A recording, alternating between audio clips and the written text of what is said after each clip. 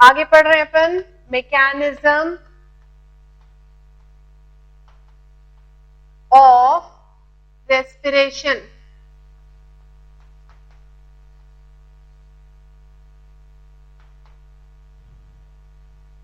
Respiration process consist of 4 steps, यानी पूरे respiration को 4 स्टेप्स में या 4 पार्ट्स में स्टडी करते हैं। Glycolysis,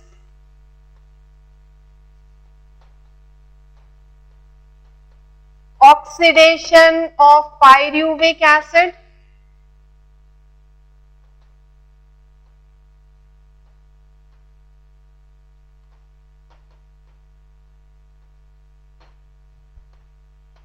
third is Krebs cycle,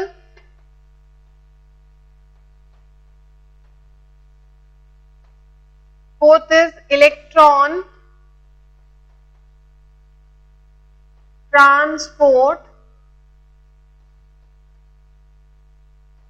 system, जिसे कॉमनली ETS कहा जाता है, एंड ऑक्सीडेटिव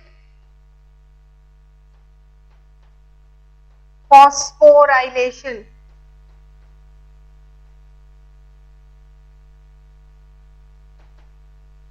पूरे रेस्पिरेशन में 4 मेन स्टेप्स होते हैं, glycolysis, oxidation of pyruvic acid, Krebs cycle and electron transport system. इन चारों में से glycolysis aerobic and anaerobic respiration दोनों में होता है। Glycolysis is common pathway for aerobic and anaerobic respiration, और कहां होता है? occurs in cytoplasm.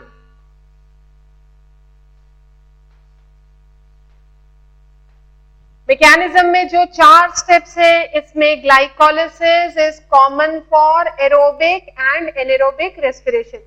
एरोबिक और एनएरोबिक रेस्पिरेशन दोनों में ग्लाइकोलिसिस होता है, और सेल के किस पार्ट में? occurs in cytoplasm. ओके, जबकि रिमेनिंग 3 स्टेप्स, ये जो तीनों स्टेप्स हैं, ये सिर्फ एरोबिक रेस्पिरेशन में होते हैं and occurs in mitochondria.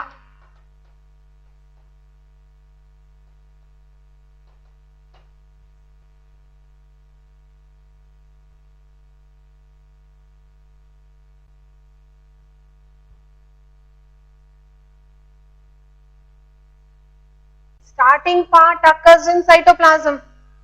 Aerobic का फर्स्ट स्टेप साइटोप्लाज्म में होगा, बाकी main part occurs in mitochondria. ठीक है, तो इनिशियल स्टेप जो है एरोबिक रेस्पिरेशन का, दैट इज ग्लाइकोलिसिस, ये एरोबिक और एनएरोबिक दोनों के लिए कॉमन है। Same process occurs in both aerobic and anaerobic respiration. कहां होता है? साइटोप्लाज्म में होता है। अगर आगे ऑक्सीजन है और एरोबिक रेस्पिरेशन होगा, तो ये माइटोकॉन्ड्रिया में एंटर होगा, ग्लाइकोलिसिस का प्रोडक्ट, और ये बाकी तीनों स्टेप्स माइटोकॉन्ड्रिया में होती है। ठीक है, तो 4 स्टेप्स रेस्पिरेशन के कौन से? Glycolysis, oxidation of pyruvic acid, Krebs cycle, fourth one is electron transport system and oxidative phosphorylation.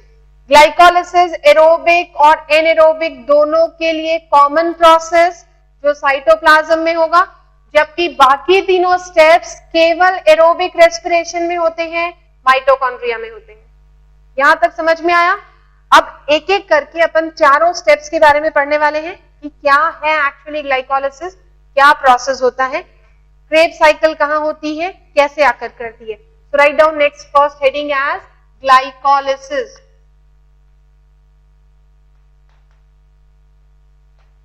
First process जो मैकेनिज्म में आता है वो है ग्लाइकोलिसिस। ग्लाइकोलिसिस क्या है? Breakdown, write down the definition, breakdown of 1 glucose molecule breakdown of 1 glucose molecule into 2 molecules of pyruvic acid. Breakdown of 1 glucose molecule into 2 molecules of pyruvic acid. Glucose 6 carbon compound है, ये break होकर 3 carbon compound form करता है. Pyruvic acid is 3 carbon compound. 1 6 carbon compound glucose breaks down producing 2 molecules of 3 carbon pyruvic acid. तो glycolysis की definition क्या हुई? Breakdown of glucose into 2 molecules of 3 carbon compound pyruvic acid. Okay, कहां आकर करता है? Next point, occurs in cytoplasm. Cell के cytoplasm में ग्लाइकोलाइसिस के सारे एंजाइम्स प्रेजेंट होते हैं. Glycolysis occurs in cytoplasm. Next point, common pathway for aerobic and anaerobic respiration. यानी ये कॉमन पाथवे है एरोबिक और एनएरोबिक रेस्पिरेशन के लिए. ये ग्लाइकोलाइसिस एरोबिक रेस्पिरेशन में भी होगा, एनएरोबिक रेस्पिरेशन में भी होगा, क्योंकि ये दोनों में आकर करने वाला प्रोसेस है जो साइटोप्लाज्म में होता है. ठीक है, हाँ, दोनों में होता है. ग्लाइकोलाइसिस एरोबिक रेस्पिरेशन में भी होगा. Same process occurs in both the type of respiration. It occurs in aerobic respiration as well as anaerobic respiration. इसलिए इसे क्या कहा जा रहा है? कॉमन पाथवे कहा जाता है. समझ में आया? ग्लाइकोलाइसिस कॉमन है, मतलब एरोबिक और एनारोबिक में दोनों में एक ही में प्रोसेस आकर करता है. लिया? कैसे होता है ग्लाइकोलाइसिस? नेक्स्ट पॉइंट लिखो, मोस्ट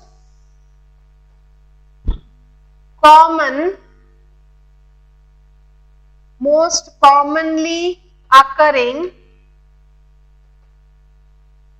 mechanism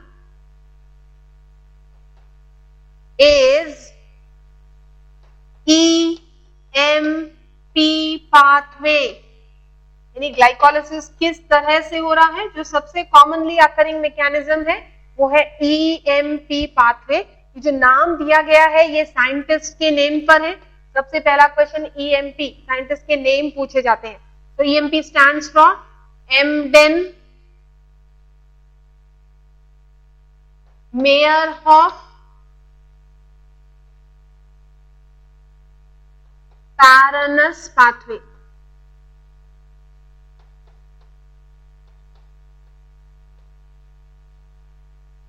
EMP मतलब एम्डेन मेयरहॉफ पैरनस पाथवे. तो ग्लाइकोलाइसिस का जो सबसे कॉमन मैकेनिज्म, जो कॉमनली सेल में हमेशा ग्लाइकोलाइसिस किस तरह से होती है? EMP pathway